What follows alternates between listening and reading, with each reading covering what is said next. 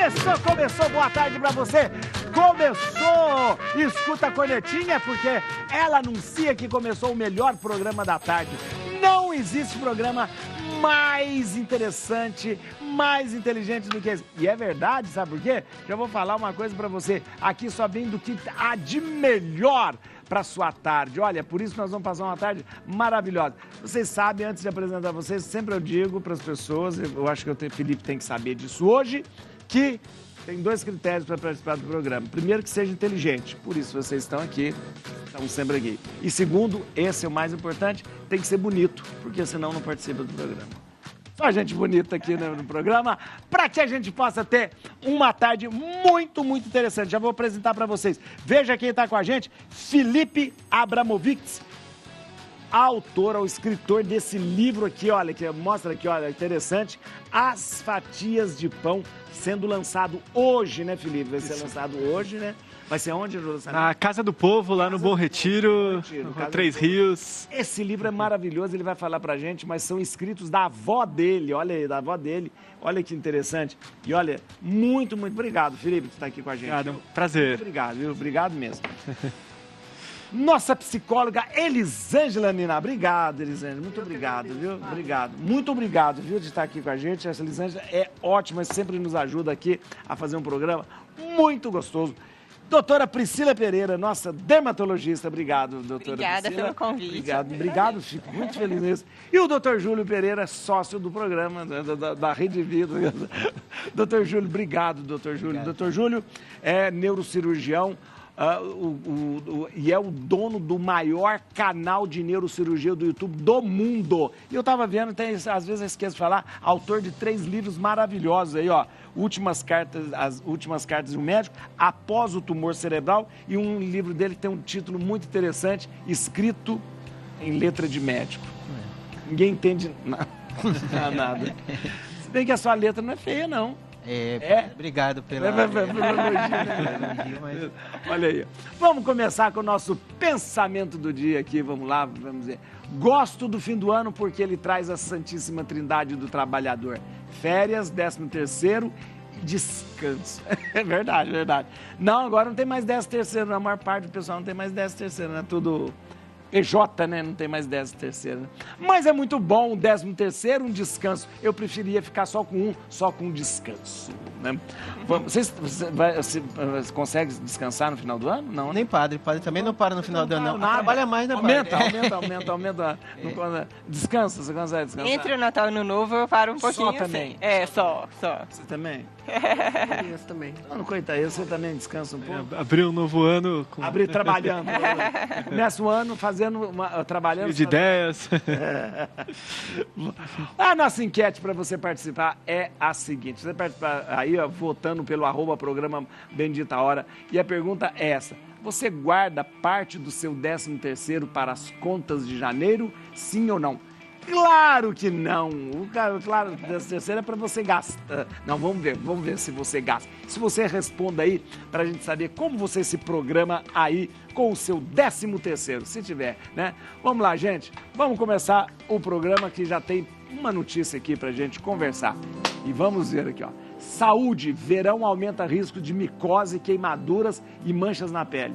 Isso é um trabalho para dermatologista. Muito bem, micose, a queimadura e mancha na pele, ou seja, o verão ele é propício para isso. No verão a gente trabalha muito esse aumento da incidência solar. Então a Sociedade Brasileira fala muito sobre a questão da prevenção de câncer de pele, só que tem algumas doenças, outras que também aumentam muito a incidência. Então, a gente foca só no câncer de pele, né? Pois é, mas tem outras doenças que ficam muito mais frequentes e também tem alguns cuidados que a gente pode prevenir. Por exemplo, a micose, nessa época do ano é muito frequente, né? Então o calor, o fungo, ele gosta de calor e umidade para proliferar. Então ele aproveita esse momento que às vezes aí a gente fica, o excesso de transpiração gera ambiente, né, muito favorável a essa proliferação. Pois é que o pessoal fica com roupa de banho, às vezes maiô. Molhada. E fica o tempo, ou na praia ou na piscina o tempo todo, é uma beleza. Facilita muito. Um cuidado que é muito importante é usar ali chinelo na hora que vai entrar num ambiente que pode estar contaminado. Então, vai num chuveiro que várias pessoas estão utilizando, né? Ali, então, assim, o que puder fazer para evitar esse contato, porque o fungo ele está no ambiente. E aí, com o sol, a nossa pele diminui um pouquinho essa imunidade e acaba favorecendo também para essa proliferação. Agora, a questão de micose, porque a gente fala da micose essas micoses de pele e tal, mas a micose também manifesta também entre os dedos, né? Aquela frieira, a micose de unha, no pé, quando fica uma descamação, muitas vezes tem o fungo ali envolvido também. Uma coceira que dá do lado do pé. Assim, também. De virilha. Então, assim, tem várias, até couro cabeludo pode desenvolver fungo. Tem aquela mancha, o pano branco, né? Que é bem característico. Então, tudo isso está associado a essa época do ano, aumenta muito a incidência. Então, para diminuir a chance de desenvolver, é importante ter esse cuidado, não ficar com roupa muito tempo úmida, né? De preferência, escolher roupas mais arejadas, então, assim, sapatos, se for possível, calçados abertos, sempre depois do banho, secar bem as regiões de dobra, porque às vezes na correria a gente já bota a roupa, já calça, porque tem muita gente que depois das férias já volta para o trabalho, tem que usar sapato, então isso também favorece essa contaminação. Então, com esses cuidados, a gente diminui a chance de desenvolver a doença. Agora, deixa eu falar uma coisa, a queimadura também, queimadura de sol, ela é uma coisa que já é mais comum do que a gente acha. Muito comum e vai muito ali desse cuidado do uso correto do protetor. Então, a gente ter cuidado que a queimadura, ela tem vários graus. Então, a gente tem que ter cuidado que o mais comum, às vezes, é a questão da ardência, né? De ficar vermelhadinho. Quando tá ardendo e vermelho, já teve um dano. Já teve um dano, que a gente fala como se fosse uma queimadura, né, mais leve de primeiro grau. Então, assim, fica uma inflamação mais superficial, mas ela pode aprofundar. Então, tem paciente, às vezes, que tem bolha de queimadura e, às vezes, pode gerar até a pele é órgão de defesa. Então, quando ela não está íntegra, isso pode interferir, inclusive, na hidratação do organismo, equilíbrio hidroeletrolítico.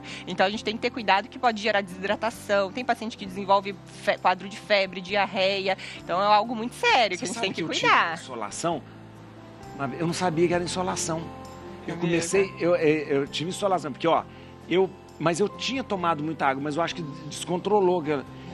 Eu tive um negócio que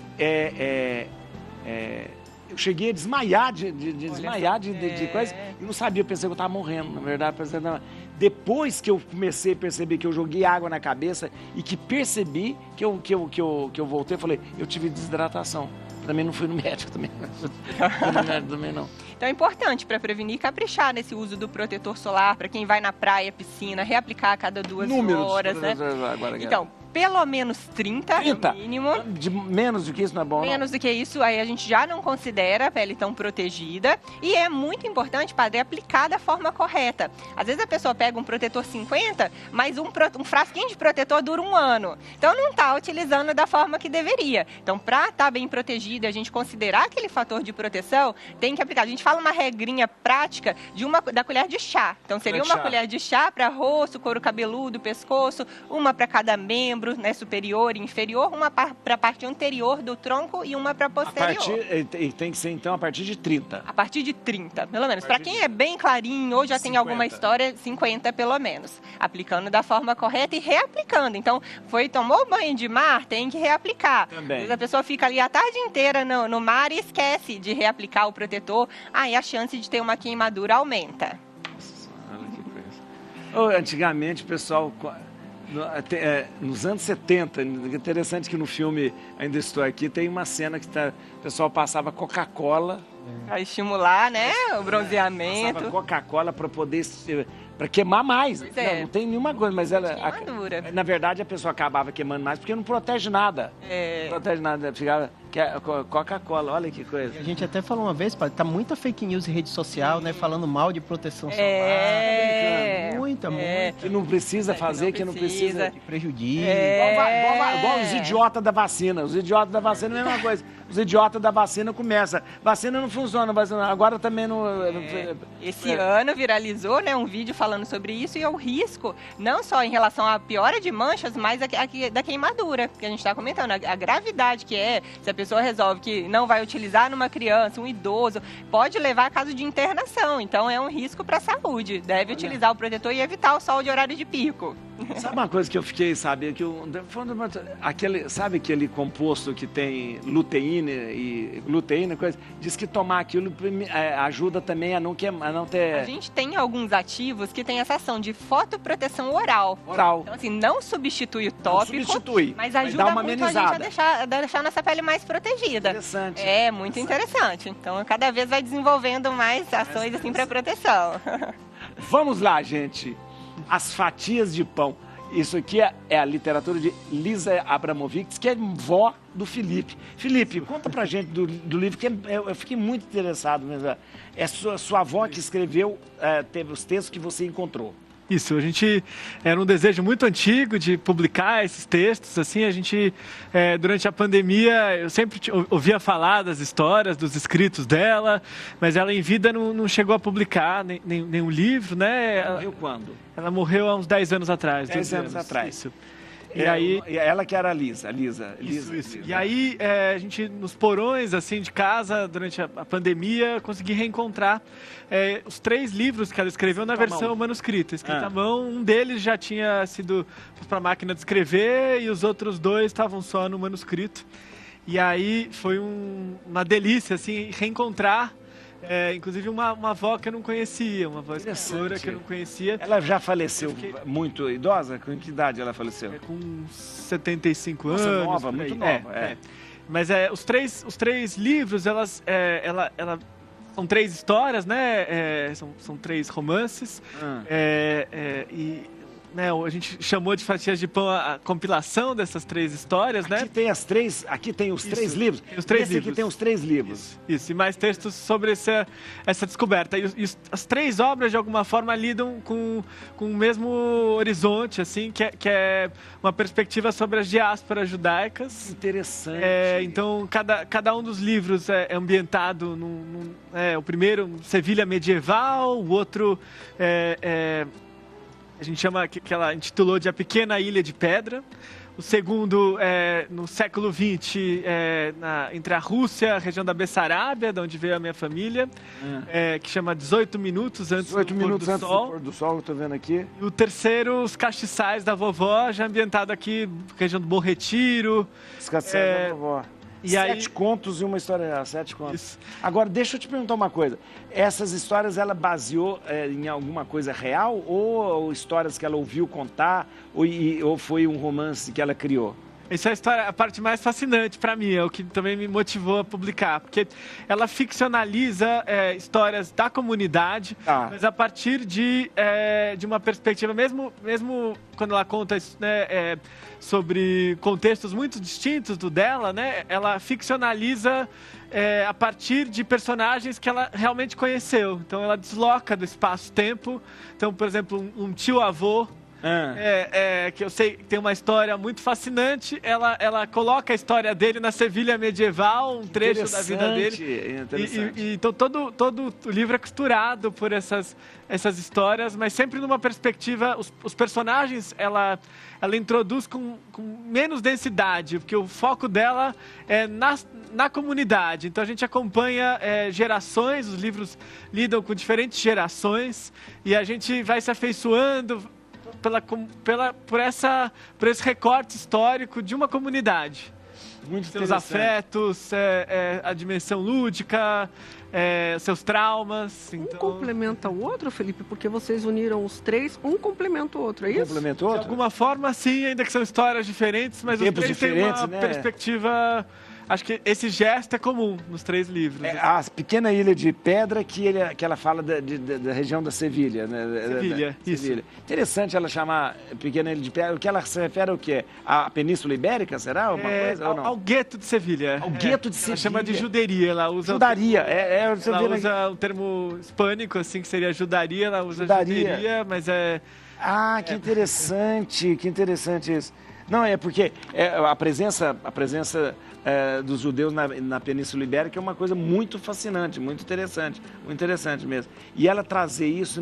Agora, o que é interessante é que ela escutou histórias, ela não passou por isso, viveu, mas soube assumir isso de uma forma muito interessante, né? do pessoal para o coletivo. Assim, então. Ela mesmo deslocando o espaço, ela fez pesquisa histórica, tem bastante... Mas mesmo assim, várias dessas histórias são histórias que ela um pouco costurou, histórias ouvidas que a afetaram já num momento histórico muito distante. Vocês sabiam, a família tinha conhecimento desses textos que ela fazia? Sim, infelizmente ela não pôde publicar em vida, então era um desejo que eu sei que acompanhou a vida dela toda. Acho que é um jeito também um gesto muito bonito.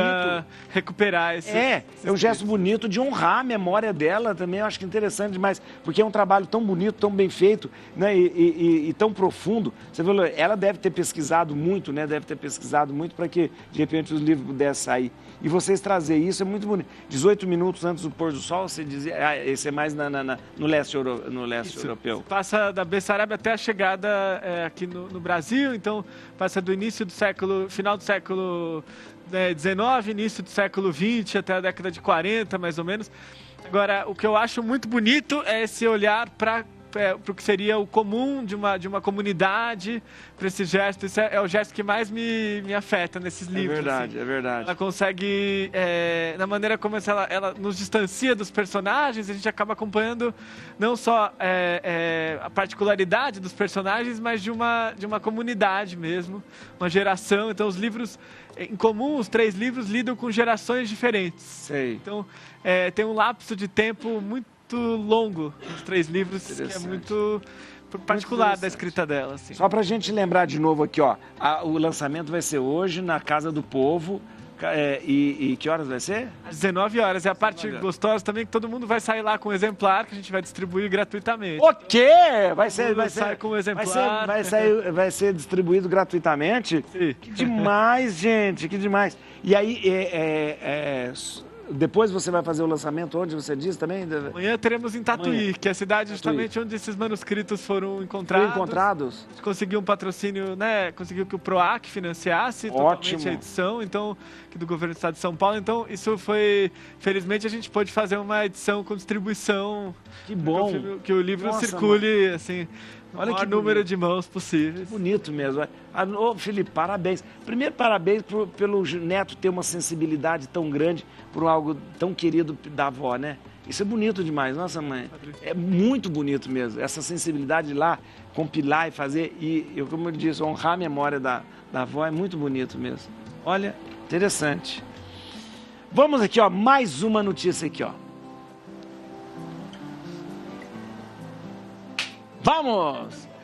Formigamento nas mãos pode indicar problema na coluna vertebral. O especialista explica que formigamento não deve ser negligenciado, pois pode sinalizar sinais sérios de saúde. O doutor, o formigamento na mão é geralmente numa das mãos que pode indicar alguma coisa. Perfeito.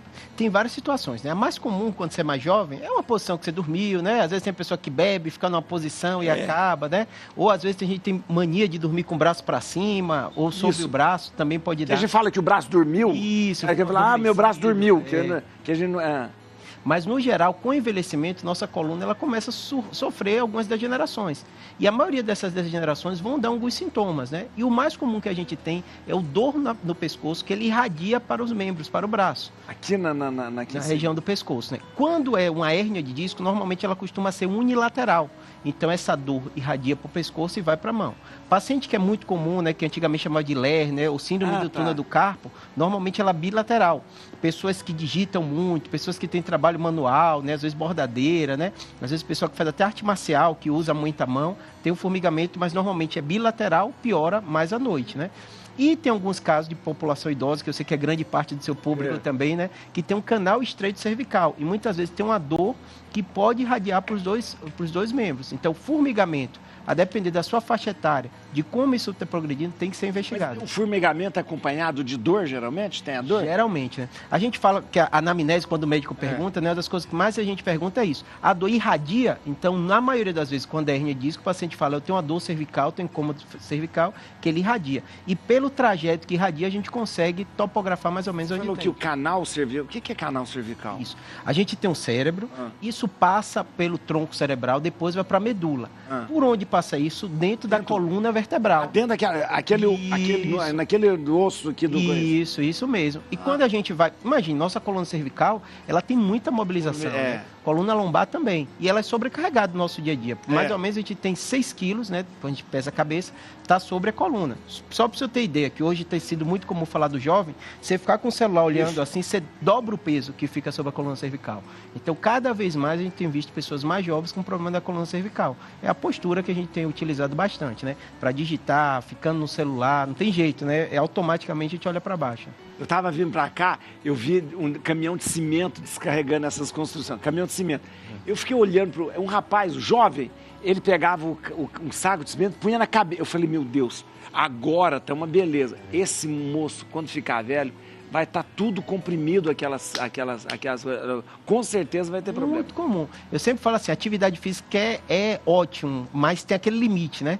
A gente vê muito hoje profissional que às vezes faz atividade física, agora de forma exagerada, né? Para ganho de muita massa muscular, muito problema na coluna cervical e lombar. Olha que interessante. Sobrecarrega. Porque vai sobrecarregando, né? Tem um limite saudável do exercício físico, né? Normalmente, também, ainda mais quem é trabalhador, né? Imagine quantas horas ele fica pegando esse ali, peso. não tem aquele tempo. E mesmo a questão do... A gente vê atleta de alto rendimento, às vezes sobrecarrega muito também a questão de exercício também, né? O que a gente fala que é saudável, mais ou menos você fazer 1 hora por dia, né? O mínimo que seria 30 minutos por dia, 1 hora 3 a 4 vezes por semana, estaria ideal, né? Mas 1 hora por dia tá tranquilo, com o dia de descanso. Não sobrecarregaria. Não sobrecarrega. Só que depende muito da atividade, a nossa atividade mesmo, né? Eu fico sentado o dia inteiro.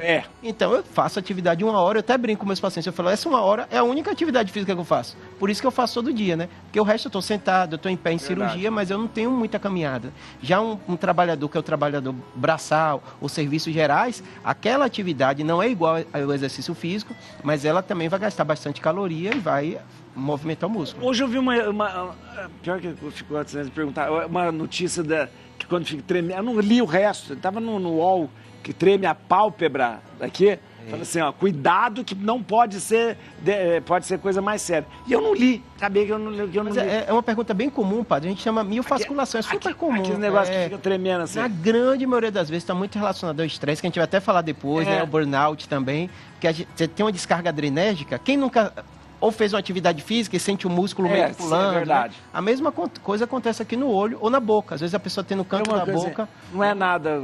Na maioria das vezes não. Tem todo um comemorativo, né? Se for unilateral, durar pouco tempo, né? Se esse negócio ficar o tempo todo tremendo. A maioria dos pacientes já pensa na catástrofe, né? Existe uma doença que chama esclerose lateral miotrófica, que você tem uma degeneração da parte motora e dá tremor, fasciculação. Mas é um quadro completamente diferente. É progressivo, tem fraqueza muscular associada. E não é de vez em quando. Não, é de vez em quando, né? Nossa, mãe. Foi um clickbait que você ouviu. Geralmente é assim, né? Eles chamam algo comum que todo verdade, mundo tem, descuidado, pode ser grave. Aí pra gente lá, não funcionou comigo, que eu não fui ler. Falei, depois vou falar com o Dr. Júlio, então não precisa disso. Vamos ir conversando. Eu tô na água. Não, olha a desfeita que ela está fazendo. Tô na água, pai. Felipe, olha que absurdo. A gente traz o café, serve o café. Não, em minha defesa, isso aqui já é minha higiene do sono. Já não vou tomar. O higiene do sono nessa hora? O que é isso? Lógico, o cafeína após as 15 comigo não vai rolar. Aquela lá, nossa hora do café, já falei, e ela fica muito triste quem não toma café no programa. Vamos lá, gente. Mais uma notícia aqui. Pesquisa aponta que 82% das mulheres na menopausa relatam depressão. Levantamento mostra que, além das alterações hormonais, quase afeta diretamente a saúde mental. 82% é quase todo mundo. Estava em 70%, acho que já aumentamos aí um pouco os dados. O que a gente tem que pensar quando a gente fala em depressão? A gente está falando de neurotransmissor, padre. Então, tudo que vai principalmente o de serotonina. Então, qualquer alteração nesse receptor pode levar a gente para esse estado de anedonia, que é essa dificuldade de sentir prazer. Anedonia? Isso. Aquele paciente, a gente fala, aquele paciente anedônico, ele está com muita ausência de prazer, né? Ele não tem muita capacidade. Nada, não sente. Não, porque esse receptorzinho chamado serotonina, ele é o hormôniozinho da felicidade. Então, se eu não tô produzindo muito esse hormôniozinho, se eu não estou ativando muito esse receptor, o meu sistema vai entrando ali no estado de anedonia. Isso é uma questão fisiológica que acaba afetando psicológico, então. Sim, então vamos pensar, uma paciente que está entrando na menopausa, ela vai ter oscilação hormonal ou baixa de alguns hormônios importantes.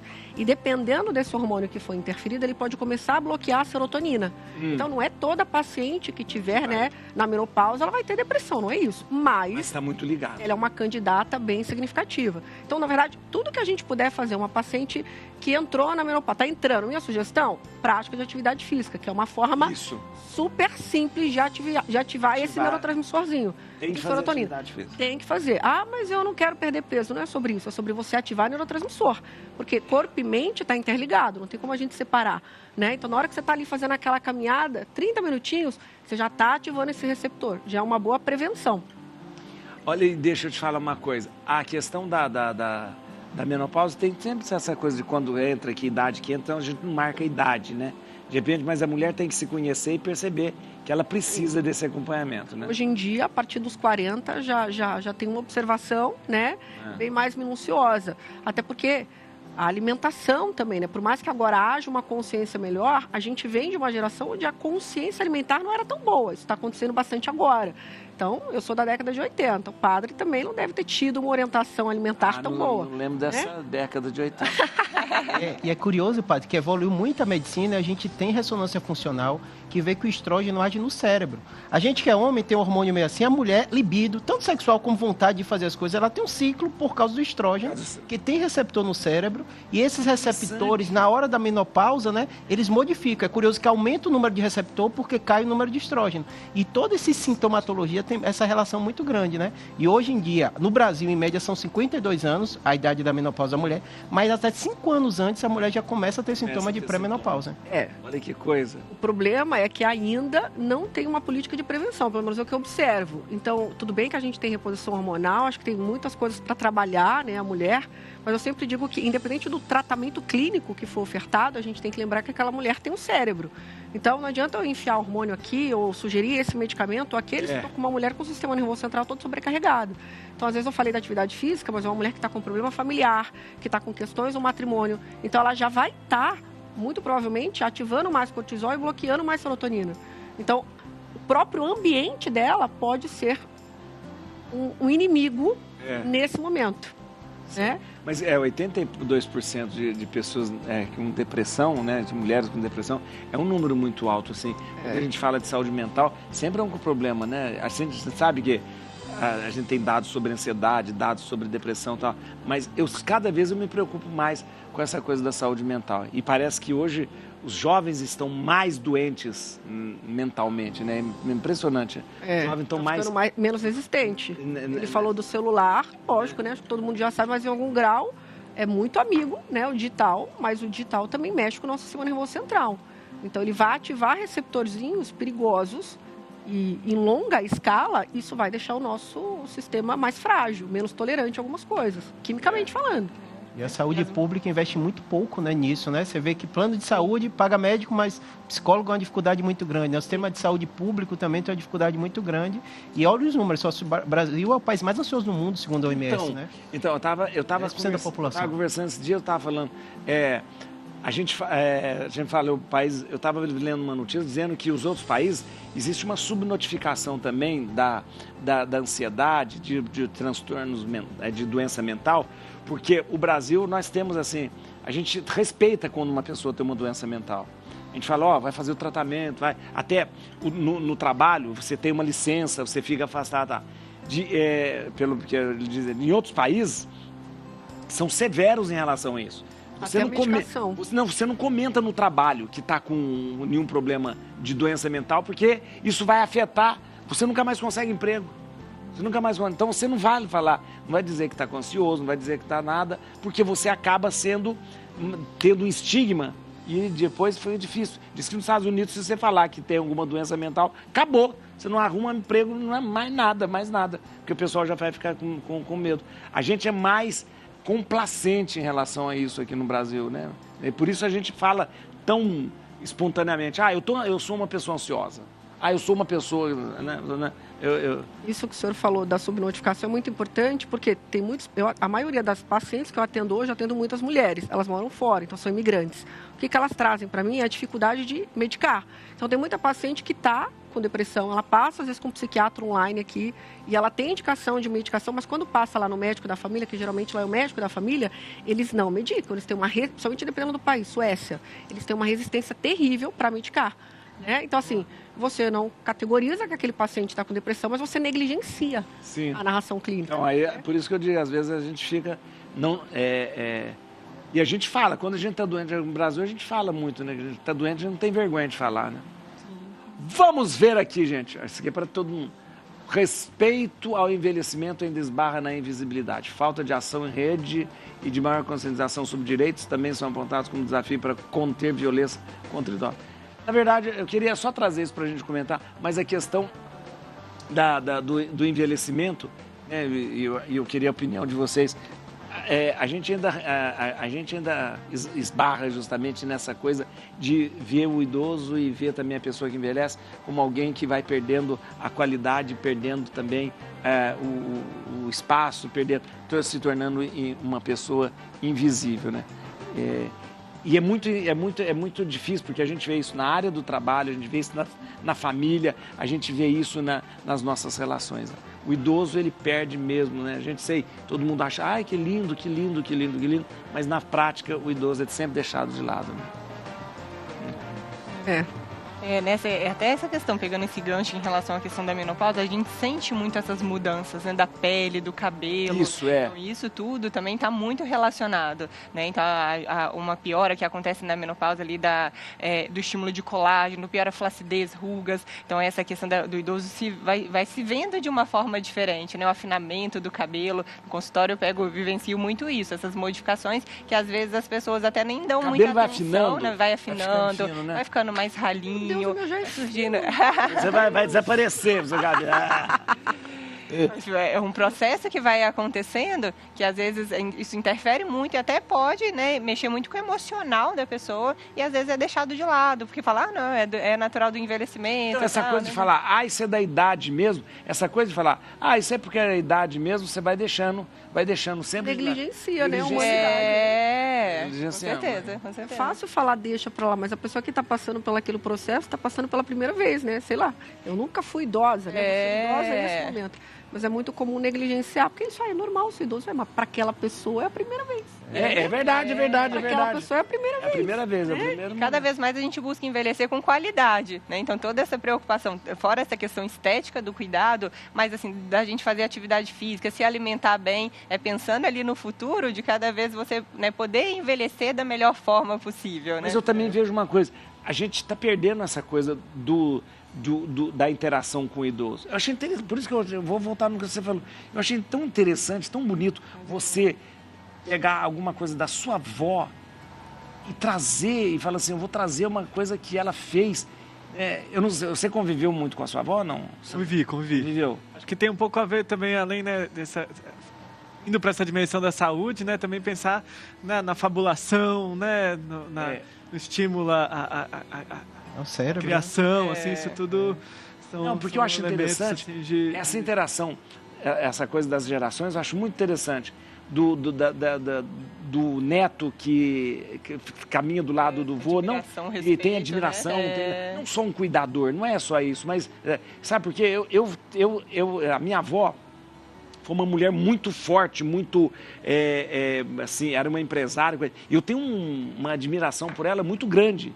Muito grande. Eu gosto de falar dela, às vezes gosto de falar da ela que colocou o telefone lá em Lavras, na minha cidade, era uma empresária, era uma mulher assim pra frente e tal. Então eu gosto de falar. E eu tinha muito contato com ela, e eu tinha muito orgulho. Eu era um adolescente, mas tinha muito orgulho de andar com a minha avó. Eu achei interessante de andar com ela e encontrar. E na cidade pequena é assim, a gente encontrar na rua, todo mundo fala, olha, Dona Maria, não sei o que e tal. Eu tinha um orgulho danado. E eu vejo que as pessoas não têm muito orgulho de ter os seus idosos do lado, o avô, a avó, aquela coisa. É uma coisa assim que a gente vai perdendo muito. É uma coisa curiosa, Padre, que a gente é ser biológico. A gente vai envelhecer e vai ter alguns déficits, né? Ela deu o exemplo do cabelo. O cérebro acontece a mesma coisa. Na neuropsicologia a gente sabe disso, né? A memória, mas a capacidade de resolver problema do idoso é melhorado. Então, às vezes, a gente dá um enfoque numa coisa, realmente, novas habilidades, você com 70 anos vai ter uma certa dificuldade em relação ao jovem. Mas se você botar um idoso para resolver problema, eu estava ontem conversando com um familiar do paciente esse problema, eu falo assim, os grandes líderes mundiais têm quantos anos? Isso mesmo. Os grandes empresários. Isso mesmo. Então, assim, quando você bota a região de conflito, as conexões cerebrais que são criadas por toda uma vida, elas são maiores. Então, acho que hoje em dia... Por isso que a sabedoria está muito ligada com a idade, né? Mas a gente tem que entender, enquanto sociedade, que é algo muito novo, né? A população está envelhecendo rápido, né? Por isso que é bonito se ele colocar, né? A experiência, só ela podia escrever isso, né? Ele não ia conseguir. Ele não teve a vivência que ela teve, né? De tudo isso, né? Então, acho que essa é um mundo novo pra gente, né? Pra todo mundo. Acho que isso aqui é, de alguma forma, é uma celebração além, né, dessa nuvem de afetos que pairava, né, entre a relação minha com ela, né, assim, mas também acho que ela lida nos livros com a dimensão que tem a ver com o fato dela ser uma escritora não publicada, do esquecimento, da invisibilidade, acho que isso, do apagamento, né, do trauma, então todas essas camadas já estão um pouco na maneira como ela e de uma vivência rica, né? Também a geração dela isso. E tudo. Então, olha que construiu o imaginário dela, assim. Muito interessante. Tentou trazer isso para a edição. Olha que interessante. Sabe, interessante essa coisa, o cérebro vai ficando mais desenvolvido, como o coração vai ficando mais vascularizado, o cérebro também vai ficando melhor. E é interessante, o idoso ele recebe as coisas, as notícias, de uma maneira diferente que uma pessoa mais jovem recebe. Eu não tinha pensado nisso, interessante. Ele sabe muito, ele sempre vai dizer, calma. A gente vai dar um jeito. Eu brinco com meus pacientes quando eu dou o diagnóstico de tumor, que é difícil, né? Você lida com isso, você bem sabe, né? Aí quando a maioria é mais idoso, né? Eu falo, você já passou mais problemas do que eu na vida, né? Aí fala, você criou filho, teve muita dificuldade. Ela começa a ver que a vida é readaptação, né? Só que ele já se readaptou muito mais do que eu, né? Interessante isso. E sempre conto a mesma história porque eu acho fantástico quando se fala do idoso, do mais jovem, do mais velho, aquela coisa toda. O Tancredo Neves foi candidato a governador de Minas, ele já era bem idoso, depois ele era mais idoso quando ele era... E na época, o oponente dele era o Eliseu Rezende, que era jovem, muito jovem, muito jovem. E as pessoas começaram, e o Eliseu começou a falar assim, gente, porque você vai votar numa pessoa velha? Uma pessoa velha para ser... E aí ele num discurso, eu gostava muito de ver o Tancredo falar, e ele no discurso falava assim, e dizia, preste atenção, Charles de Gaulle, com 80 anos, reconstruiu a França e praticamente a Europa. Nero, com 19 anos, botou fogo em Roma. Então, cuidado! Vamos para o intervalo, mas antes de ir para o intervalo, atenção, vocês sabem que eu vou escolher alguém, sorteio vai escolher alguém. Aqui, antes eu escolhia, mas agora, depois que falaram que eu sempre escolhi a mesma pessoa, eu sorteio. É uma bet, eu faço uma bet aqui, ó, olha. Vamos lá. Quem vai escolher a música para a gente terminar o programa, atenção, é o número... Você, Felipe! Olha aí, Felipe! Você vai escolher a música pra gente terminar o programa hoje. Na hora de terminar o programa. Escolhe agora a música da sua vida. A música que você acha mais bonita. Sem pressão. A música que você gosta, a música que você mais acha linda. Pra gente terminar. Pode falar. Pode ser Pérola Negra do Luiz Melodia. Nossa, esse tem bom gosto. Pérola Negra do Luiz Melodia. A gente vai terminar hoje o programa. Olha que beleza. Olha, eu pensei que a gente podia ter escolhido Mulheres do Martinho da Vila, que foi roubado pela Adele, né? Você viu? Roubado pela Adele. A Adele fez uma música, Million Years Ago. Ela roubou do como que chama? Toninho, né? Mas é o Toninho das Gerais. Toninho das Gerais que fez. A gente volta rapidinho depois do intervalo. Estamos de volta aqui no Bendita Hora, olha, com o doutor Júlio Pereira, com a doutora Priscila Pereira, o Felipe Abramovic, que está lançando hoje fatias de pão, escritos maravilhosos aí da sua avó, e a Elisângela Nená, nossa psicóloga. Antes da gente continuar, tem uma dica muito especial para vocês, sabe o que é? A Bela Itália, isso mesmo, vai sair do TV e vai direto para os palcos de São Paulo, no espetáculo A Bela e os Tenores, que vai encantar toda a cidade. Vem aqui com a sua família, vamos nos emocionar com os grandes sucessos internacionais que são interpretados pela Giovanna Maria, pelo Armando Valsani, pelo Jorge Dorian. Olha que interessante, sabe o que é o melhor de tudo? É que a entrada é grátis, você não precisa pagar nada, é só reunir a família, os amigos e aproveitar o show, gente. Vai ser hoje, dia 18, a gente vai ter a última apresentação. O local da apresentação, você pode conferir onde? No Instagram, @Redvida. É só pra você entrar no Instagram, né? Lá, @Redvida, @Redvida, entra aí e você não vai perder essa oportunidade. Vai, gente, é maravilhoso. Eu já tive, quem assiste aqui a Bela Itália sabe que é maravilhoso. E olha, ver esses três cantando, é maravilhoso. O show deles é sensacional, gente. É uma das melhores. Hoje são os melhores tenores que a gente tem, a melhor soprano que a gente tem no Brasil, sem esses dois e a Giovanna. Vamos lá, gente. Vamos aqui que a gente tem mais aqui, ó. Museu Paulo Setúbal de Tatuí recebe o projeto com obras de Lisa Abramovic. Desafios vividos por judeus embasam trabalhos organizados pelo Neto Felipe. Ô Felipe, você vai me explicar uma coisa. Tatuí, eu nunca soube que Tatuí tem uma comunidade judaica ou não? Ou de repente sua avó foi para lá, mas existe uma comunidade judaica lá na Tatuí? Pequena. Mas como que uma parte da família foi para lá, então os manuscritos foram encontrados lá na casa onde a gente... Ela morava em Tatuí? Ela morava em São Paulo, ela ia bastante para Tatuí, mas morava em São Paulo mesmo. E amanhã a gente... além daqui de São Paulo, hoje no Bom Retiro, a gente vai fazer também um evento lá, distribuição de livros, também lá no museu da cidade de Tatuí. Museu Paulo Setúbal, o Museu Paulo Setúbal. Agora, deixa eu te falar uma coisa, é interessante porque eu te perguntei, a sua avó, ela trouxe, nos livros e também nos escritos, muito da cultura judaica também. Lendo o livro, a gente vai ter muito contato com essa cultura, né? Sim, as obras são todas embasadas, assim, né, nessa experiência, assim. Então, acho que, tenho certeza que os leitores vão se fascinar, assim, com isso. São histórias tem muito tempero, assim, muita vivência. Ela lida, assim, sempre, são três livros, né, mas em cada um deles tem essa particularidade, um pouco dessa vivência, dela lidar, assim, de uma forma, a partir das tradições, mas num olhar humanista, assim, numa perspectiva histórica, então... Você é filho de, quem que é filho da Lisa? Por parte de meu pai. Seu pai. E deixa eu te falar, e vocês, e sua mãe é judia também ou não? Sim. Também, então você é tudo judeu, todos judeus. Sim. Interessante. E vocês mantêm as tradições judaicas em casa? Shabbat, essas coisas, ou não? Não de forma tão assim, tão ortodoxa, assim, né? Mas acho que temos esse interessante. Tratamos com muito respeito, então, né? Assim. Não, mas interessante, porque ao trazer todas essas... Uma das coisas que mais impressiona no judaísmo é justamente que a família é um núcleo muito forte de manter as tradições, manter também a fé, manter também o nome da família. É muito interessante isso, né? Me chama a atenção isso, o fato de que a família esteja no centro, né, da cultura e do pensamento judaico, né?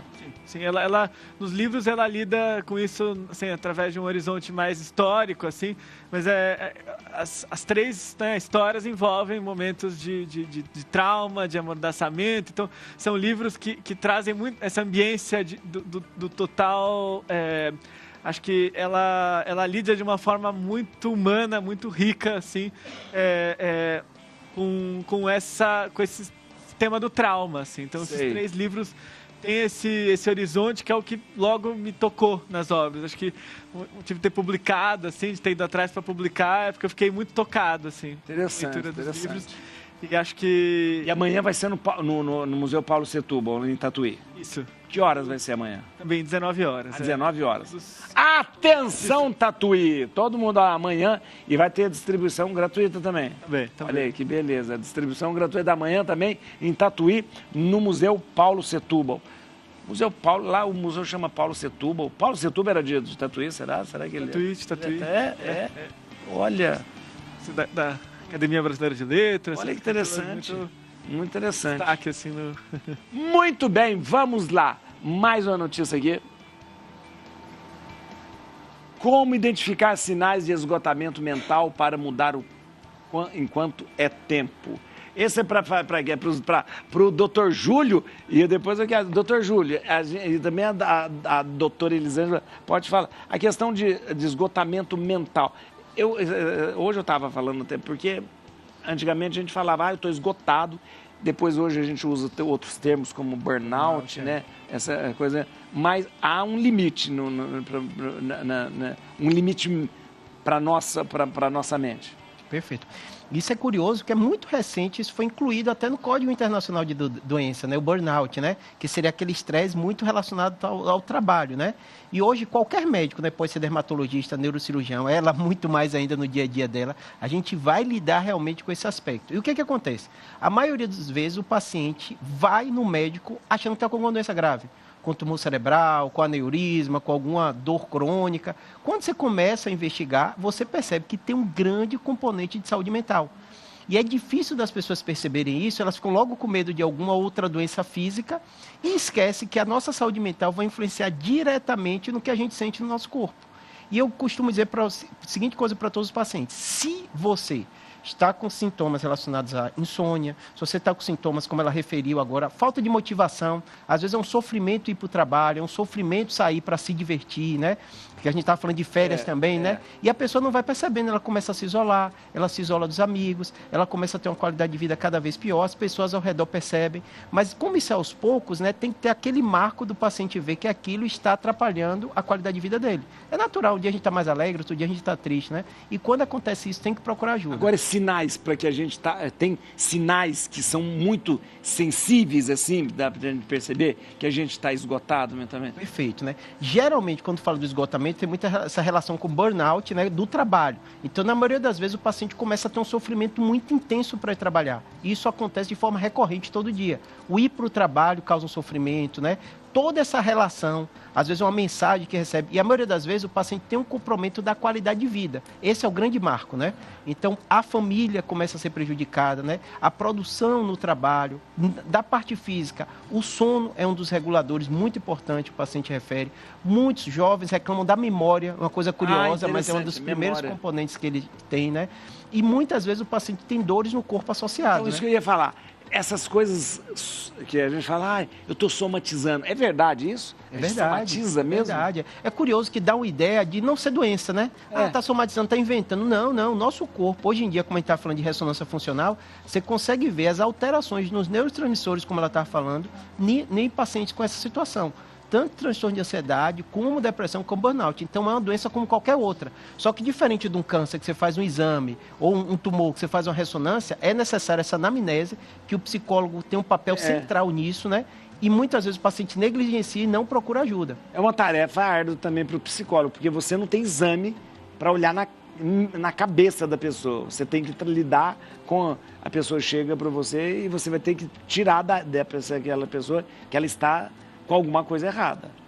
Pensa que quando você vai no psiquiatra também, você não faz geralmente uma avaliação... física, né? Você não faz uma avaliação física, né? Não tem uma avaliação metabólica. Lógico que tem alguns testes que a gente pode utilizar, porque são testes com métricas muito fidedignas. Então, quando a gente fala de uma avaliação neuropsicológica, a gente está falando de uma avaliação onde a gente vai mapear o sistema nervoso central do sujeito. Então, é muito fácil falar assim, essa pessoa tem autismo, essa pessoa tem... Tá, mas e daí? O que isso quer dizer? Qual parte daquele cérebro está sendo acometida? Então, a gente tem que lembrar que o nosso cérebro, ele tem uma forma de funcionar. E que o fato de eu estar esgotada, né? Não quer dizer que eu vou manifestar da mesma forma que você. Cada um Então, vai ter uma... Eu, particularmente, observo a alteração comportamental. Então, se a dona Maria, ela acordava, lavava roupa, fazia o café e varria a casa, e, de repente, a dona Maria, ela parou de fazer o café.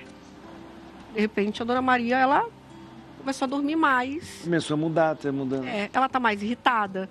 Então, o nosso comportamento, padre, é o maior dedo duro de todos. Porque eu posso falar para o senhor assim, eu te amo. Mas aí, quando eu estou nervosa, eu posso sentar uma porrada. Então, assim, então talvez esse seja o tipo de amor que eu tenho para oferecer. Mas eu tenho que entender, né, que esse tipo de amor vai vir, às vezes, com uma agressão. Eu estou disposta a aceitar isso? Então, falar, até papagaio fala, mas eu tenho que observar o comportamento. Ele é um dedo duro. Então, independente de eu falar, eu te amo, como é que eu manifesto esse amor? Né? Então, assim, independente de eu falar que eu estou bem, como é que eu manifesto esse estar bem? Então, eu estou falando que eu estou cansada, que eu estou ótima. Mas eu estou ótima, mas eu estou dormindo mais. Mas parei de fazer o café, eu ia na casa da dona Antônia todo dia, parei de ir. Então, o meu comportamento, ele é um dedo duro. Sim. Agora, é interessante, mas cada um sabe, de repente, onde é que ele... Eu tenho um sinal muito claro para mim quando eu estou cansado. Eu fico irritado, fico achando... Fico irritado, porque eu tenho muita paciência com você. Eu tenho muita paciência mesmo, com todo mundo, com as pessoas. Nossa, porque a minha vida de padre me forjou a ter muita paciência, escutar e tal. Mas quando eu percebo que eu falei que eu estou irritado, assim, ó, com aquela... Eu falo, opa, está na hora de parar. Está na hora de parar. Né? Mas eu percebo que eu tenho... A semana uma mulher me xingou tanto porque o ar-condicionado da paróquia estava muito frio. Ela xingou, e eu fiquei falando assim, vou ficar olhando para ela, assim, Xingou. Falei, nossa, que autocontrole que eu tenho, gente. Você aplaudiu, né? Não. Ela xingou. Aí eu falei assim, agora nós vamos para a missa. Aí no final da missa ela vai me pedir desculpa. E é curioso, o senhor estar falando, e ela colocou um ponto importante. Dá uma ideia para as pessoas que não é ciência. Que justamente. Tem comprovação. O que eu digo para todo paciente é o seguinte: quando eu faço o exame de ressonância e mostro um tumor, todo mundo acredita. Tem um infarto, eu mostro o exame. Mas a metodologia científica também prevê os estudos psicológicos. E tem comprovação. Quando encaminha um paciente psicólogo ou psiquiatra, ele fica assim, doutor, mas eu não gosto tanto. Não gosta por quê? É a mesma base científica, publicação em revistas científicas, index, todo crivo. É ciência.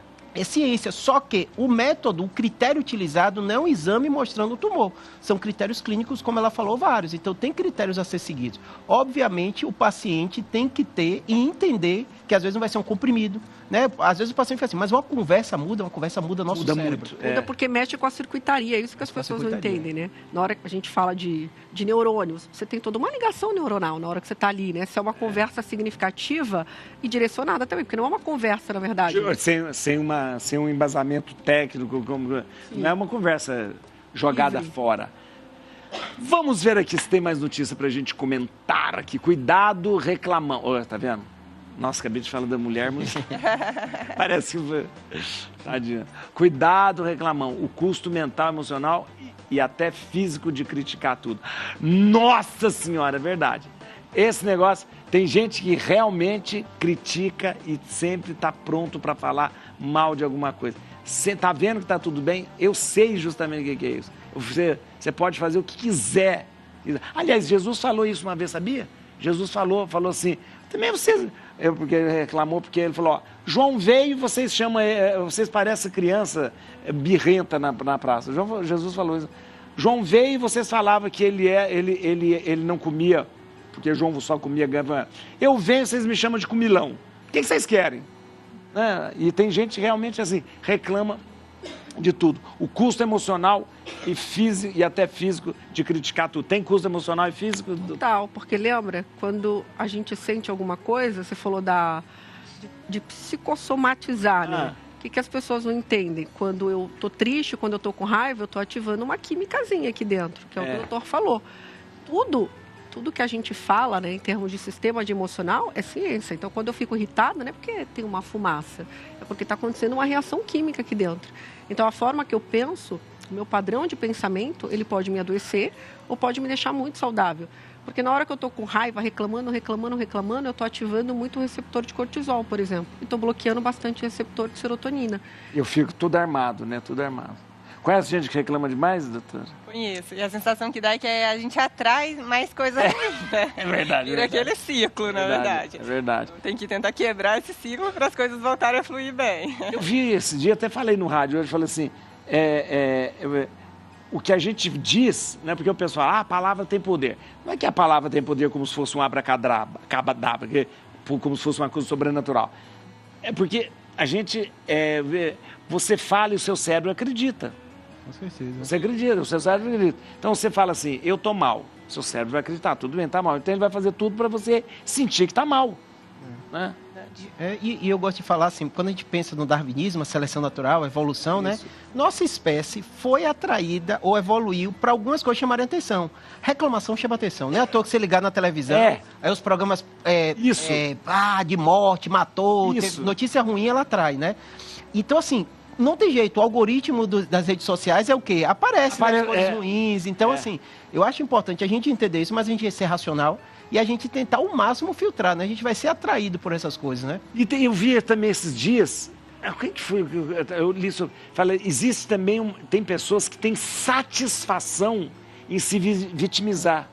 Existe, como a gente tem satisfação por uma droga, como a gente sente prazer quando come uma comida gostosa, quando você sente prazer, tem gente que sente um prazer em se vitimizar.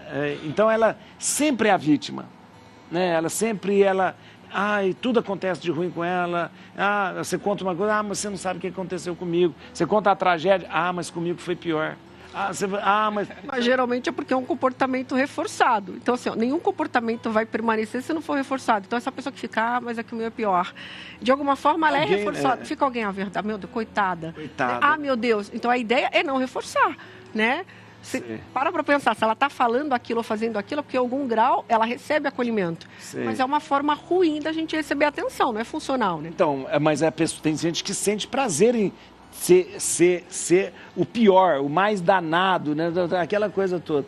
Eu sou o pior, eu sou mais... Porque basta ver, não tem uma pessoa que vai contar da vida dela que não tem que contar uma miséria que aconteceu na vida. Parece que para a gente valorizar, você tem que ter tido, assim, tem que ter sofrido muito, né? Se você contar a sua vida e não tiver uma miséria, parece que você não valeu a pena, né? Não valeu a pena.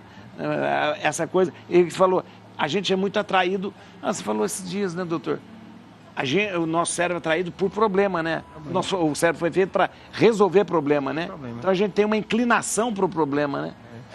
Eu costumo dizer assim, que quando se pensa a evolução da espécie, o que diferenciou o ser humano dos outros animais, né? A área dele, do livro, né? A linguagem, né? E quando a gente pensa em linguagem, é para quê? Para você identificar os problemas. E quando alguém fala, você não sabe o que aconteceu, já vai ter alguma informação que pode salvar a minha vida, né? Então dá essa ideia. Por isso que a gente está ficando tão inábil, né? Porque a gente está perdendo o poder da linguagem. As pessoas não falam, não comunicam, né? Eu não digo nem por conta do dito, mas as pessoas têm dificuldade de falar. Não falam mesmo. Comunicando tão pouco que daí quando você vai falar de forma direta, a pessoa ela distorce um código de agressividade. Fulano foi agressivo e na verdade não. Fulano ele foi direto, né? Ele foi específico. Mas é que está se tornando cada vez menos usual. Aí as pessoas ficam mais sensíveis, parece. Né? E é verdade, você não consegue falar, não consegue... tem pessoas... Eu vejo essas pessoas, influencer de internet, assim... Falando coisa assim. Mas esse pessoal não consegue conversar com os outros. Eu já tive experiência assim. No vídeo, a pessoa, de repente você vai conversar com a pessoa, não consegue articular uma conversa. É engraçado isso, né? O relacionamento fica truncado. Vamos lá. O que pode causar aquelas manchas brancas na pele dos idosos? Agora eu quero saber. Porque tem umas... Já tá idoso, rapaz? Já tá idoso? Não. Então começa aquelas manchas brancas. É importante até a gente lembrar do início do programa que a gente falou da micose. Não né? é isso. Então, não, porque aí Não é fica pano esse branco. diagnóstico diferencial. Que às vezes a pessoa surge essa manchinha ou outra preocupação em relação ao vitiligo também. Isso, Mas essa manchinha que surge em relação à idade, a gente chama de leucodermia gutato ou leucodermia solar. Leucodermia. Então, o que acontece? Esse processo, por exemplo, do sol. O sol, ele gera um dano cumulativo na nossa pele. Então, aquele sol desde a infância que a gente recebe, depois, com o tempo, que a célula vai envelhecendo e chega uma hora, no caso dessa doença, que aí o melanócito, que é a célula que pigmenta a nossa pele, ele vai parando de funcionar. É como se ele morresse, estacionasse ali. Então, gera essas manchas brancas. Geralmente, a partir de 50 anos, mas a gente pode observar em pessoas mais jovens também. Então, por exemplo, para quem é jovem e tem esse tipo de manchinha, né? Então, assim, acontece em jovem também, padre. Então, nos jovens que acontece, é um alerta de que mostra que a pele ela é mais sensível ao sol. A minha pele é mais sensível. Pois então, assim, já está sofrendo esses sinais. Então, é importante caprichar mais no protetor, ter o cuidado com o sol, né? Não quer dizer que vai desenvolver um câncer de pele, mas é um alerta. Mas engraçado, é o mesmo mecanismo da mancha senil, porque a mancha senil que fica... Eu falo que é como se fosse, que aí a mancha senil é quando o melanócito, ele está naquela fase trabalhando demais. Então, para defender a pele do dano do sol, aí ele pigmentou muito. Então, a leucodermia é quando desgastou, morreu, cansou de tanto pigmentar, virou branquinha, né? E a mancha senil, essa melanose solar, né, que também a gente fala, é quando ele está trabalhando muito e faz ali uma forma de defesa. É aquela que vai dando na mão. Que vai dando muito comum na mão, vai subindo também, no rosto pode também. Subir também são duas manchinhas relacionadas com o sol na nossa pele. Olha lá, gente. Olha lá. Gente, olha que beleza. A pele negra, né? Não. Mas não tem como prevenir, doutora? Não tem... Não, a gente precisa ali... Vai nascer o raio da manchinha? Então, Então, assim, o cuidado em relação realmente ao sol. Então, assim, protetor solar, caprichar no uso, que a gente esquece. Muitas vezes o hábito do rosto, às vezes as pessoas já estão tendo de usar no dia a dia, mas esquece de cuidar da mão, de usar o protetor solar na mão, pescoço, colo. Então, é importante. Hoje em dia, a gente tem produtos que, além do protetor, tem antioxidante junto, tem hidratante junto. Então, fica super prático. Que aí, num produto, você já passa, já tem o protetor, o antioxidante vai muito bem, porque vai gerar uma proteção a mais para sua pele, para diminuir a chance de desenvolver a manchinha. Mas tem casos, às vezes, que você tem a predisposição genética. Então, às vezes, mesmo com todos os cuidados, não é 100% garantido que você não vai desenvolver. Mas, hoje em dia, a gente tem tratamento em relação a isso. Isso que eu ia falar. Porque essa manchinha branca pode ser tratada do mesmo jeito que trata a mancha senil? Com aquele laser ou não? Não? Então, assim, o laser, ele vai muito bem para a mancha senil, mas para essa mancha não tem o pigmento, que é o cromóforo do laser. É verdade. Então, a gente tem mais recente, antigamente não tinha o que fazer, agora nos últimos anos vieram muitos estudos com uma técnica que é uma infusão de uma medicação que tem uma ação antifibrosante, anti-inflamatória. Então, com algumas sessões dessa aplicação, a gente consegue reativar ali muitas lesões. Então, hoje em dia, a gente tem uma solução, tem tratamento que pode ajudar, sim, para voltar a pigmentação, para disfarçar mais elas. Olha aí, que beleza. Muito bom. Acabou! Olha aí, vamos ver a enquete de hoje. Vamos ver. O que foi a pergunta mesmo? Esqueci. O que era mesmo? Que você guarda parte do seu 13º para as contas de janeiro? Sim ou não? Muito bem. 55,6% diz que sim, guarda. A metade. 44,4% diz que não guarda. Faz muito bem não guardar. Porque as pacientes têm a bolsa dermato, que fim do ano gosta de fazer os procedimentos. Agora é hora de fazer botox, fazer, como chama? Preenchimento, tudo, vai lá. Fica bem na selfie. Isso mesmo.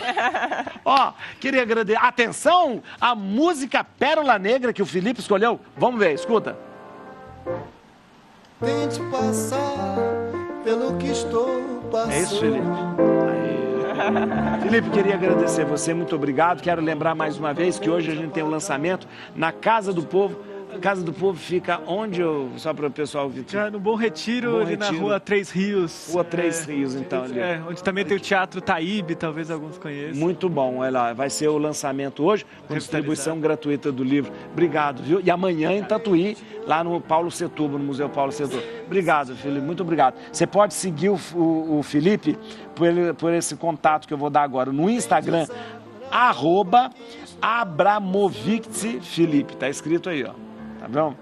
E você pode também, se tem um Instagram chamado As Fábulas da Minha Avó. Que bonito. Do livro lá vocês encontram, mesmo quem não for no lançamento hoje, vocês encontram o livro gratuitamente numa versão e-book. Então, olha, gente, que generosidade. Convidados a acessar. Muito obrigado, viu, filho? Muito obrigado.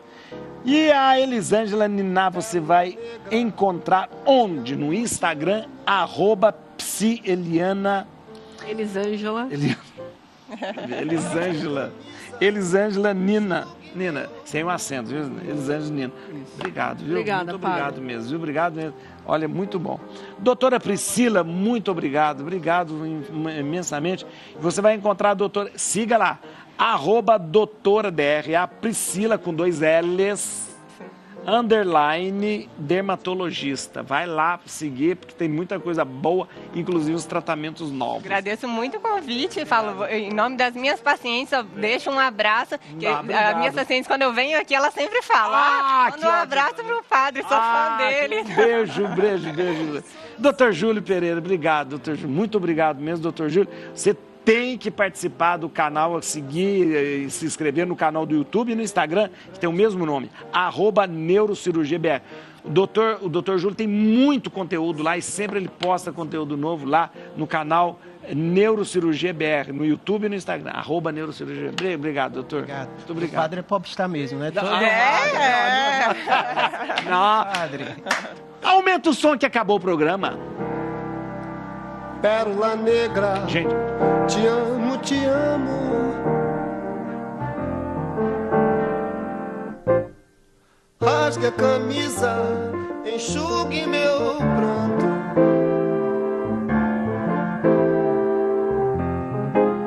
Como prova de amor,